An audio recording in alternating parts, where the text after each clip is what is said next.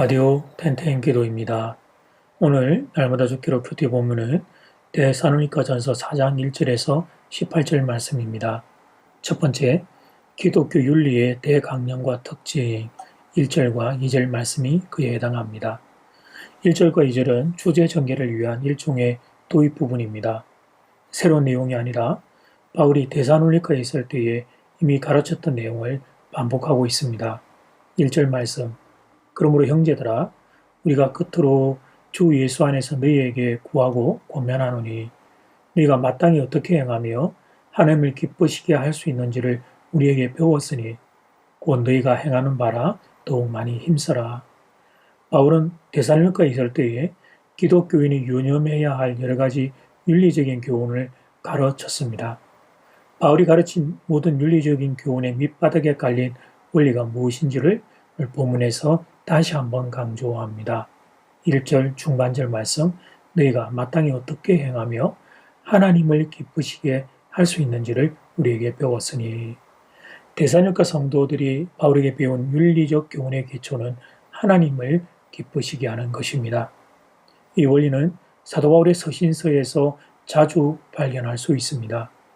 로마서를 예로 들면 로마서 1장에서 11장까지 이론편을 끝내고 12장에서 실천편이 시작됩니다.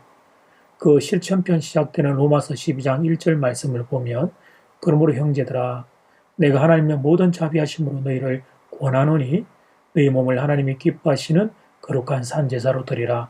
이는 너희의 드릴 영적 예배니라. 로마서 12장 1절도 하나님이 기뻐하는 인생이 되라고 권면하고 있습니다. 그러니까 성도가 윤리적으로 사는 것은 윤리를 실천하기 위해서는 아닙니다. 하나님을 기쁘시게 하는 사람이 되기 위해서입니다. 하나님을 기쁘시게 하는 사람이 되기 위해 살다 보니까 윤리적인 삶이 자연스럽게 나타나게 되는 것입니다. 그래서 성도의 삶이 세상 사람보다 훨씬 더 도덕적이고 윤리적이 되는 것입니다. 세상 사람들은 죄로 여기지 않는 것도 성도는 그 마음에 하나님께서 죄로 느끼게 하시면 그만두기 때문입니다. 사랑하는 교회 여러분, 하나님은 살아계십니다. 살아계셔서 모든 것을 다 보고 계십니다. 그리고 훗날 우리는 모두 다 하나님의 심판대 앞에 서게 될 것입니다. 물론 성도는 예수님의 십자가 보혈을 의지하여 천국에 입성하게 될 것입니다만, 그러나 조금이라도 덜 부끄러운 모습으로 천국에 들어가야 할 것입니다. 그리고 이 땅에서 하나님의 마음을 따라 사느라 수고하고 희생하고 헌신했던 모든 것을 하나님이 친히 갚아주실 것입니다. 성도로 흘려했던 땀과 눈물을 주님이 친히 닦아주실 것입니다. 성도는 이 사실을 믿고 죄악에 관영한 이 세상에서 하나님을 기쁘시게 하는 인생이 되기 위해 사는 것입니다. 이것이 기독교인의 윤리적 삶의 기초가 되는 것입니다. 두 번째, 기독교인의 성윤리 3절에서 6절이 그에 해당합니다. 1절, 2절에서 기독교인의 윤리에 대한 대강령을 선포한 바울은 3절에서 구체적인 문제로 들어갑니다. 3절 말씀, 하나님의 뜻은 이것이니 너희의 거룩함이라. 곧 음란을 버리고. 기독교인이 거룩한 삶을 사는 첫걸음이 음란을 버리는 것입니다. 여기서 음란이란 주로 매춘부와의 성관계에 갖는 것을 의미합니다. 이 행위뿐 아니라 결혼 관계 밖에서 행해지는 모든 형태의 성행위를 통칭하는 용어입니다. 그런데 당시 로마 제국의 시대의 도시들은 지금 현재 우리가 살고 있는 세상만큼이나 성윤리가 무너져 있었습니다. 당시 로마 사회는 다양한 형태의 혼의 정사가 용납되었고 심지어 장려되기까지 했습니다. 로마의 귀족은 여자 노예를 첩으로 들일 수 있었습니다. 마음만 먹으면 언제든지 매춘부와 성관계를 가질 수 있었습니다. 어떤 종교에서는 우상신전의 여사제와 성적 관계 가지는 것에 자신들의 종교의식의 일부로 집어넣기도 했습니다. 이런 세상에 살고 있던 데살로니가 교회 성도들에게 바울이 오늘 성윤리와 관련된 교훈을 하고 있는 것입니다. 3절에서 음란을 버리라는 소극적인 권고를 한 바울은 4절에서는 적극적인 권고를 합니다. 각각 거룩함과 존귀함으로 자기 아내에 대할 줄을 알고 자기 자신의 몸을 통제하여 거룩함과 존귀함 안에 두는 훈련을 하라는 것입니다. 합법적인 결혼관계 이외의 성관계를 가지지 말라는 것입니다. 그렇다면 우리의 몸을 색욕에 복종시키지 않고 거룩함과 존귀함에 복종시켜야 하는 이유는 어디에 있습니까? 고린도전서 6장 19절 20절 말씀, 너희 몸은 너희가 하나님께로부터 받은 바 너희 가운데 계신 성령의 전인 줄을 알지 못하느냐? 너희는 너희 자신의 것이 아니라 값으로 산 것이 되었으니 그런즉 너희 몸으로 하나님께 영광을 돌리라. 우리의 몸은 성령님이 계시는 성령의 전입니다. 그리고 성도는 예수 그리스도로 말미암아 값으로 산 것이 되었습니다. 하나님께서 독생자의 핏값을 지불하고 사신 하나님의 존귀한 소유물입니다. 그러니 사랑하는 교회 여러분, 그때나 지금이나 사람들이 기독교를 좋아하겠습니까? 성적인 자유를 제한하고 성적인 윤리를 지키라고 강조하는 기독교가 마음에 들겠습니까? 사람은 다 죄인이고 특별히 성적인 영은 장력은 자기 마음대로 하고 싶은 색욕이 가득한 세상인데 이 세상이 어떻게 기독교를 좋아하겠습니까? 그러나 그 길이 결국은 개인이 건강하고 가정이 행복한 길이 될 것입니다. 결혼관계를 넘어서는 자유로운 성관계는 그 순간은 짜릿한 즐거움이 있을지 모르지만 결국은 가정을 파탄시키는 아픔으로 이어지게 됩니다. 부부관계가 깨어지면 자녀들은 엄청난 상처를 입게 됩니다. 그것이 결국 사탄이 노리는 노림수입니다.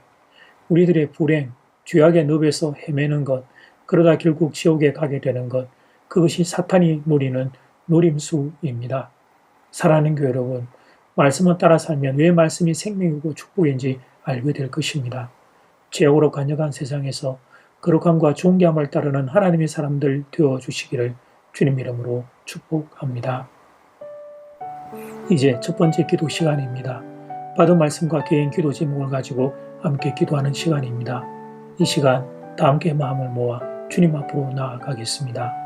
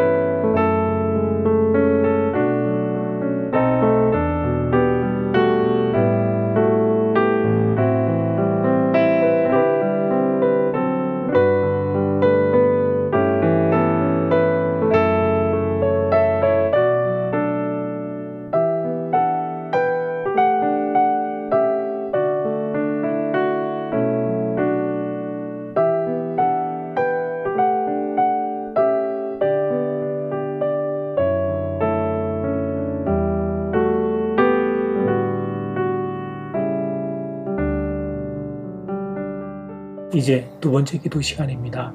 작은 일본 기독교 윤리의 대강령과 특징, 하나님을 기쁘시게 하는 사람이 되는 것입니다. 작은 이번 기독교인의 성윤리, 거룩함과 존귀함을 따르는 사람으로 이 죄악에 관영한 세상을 돌파하는 것입니다. 이 시간 다 함께 마음을 모아 기도드리겠습니다.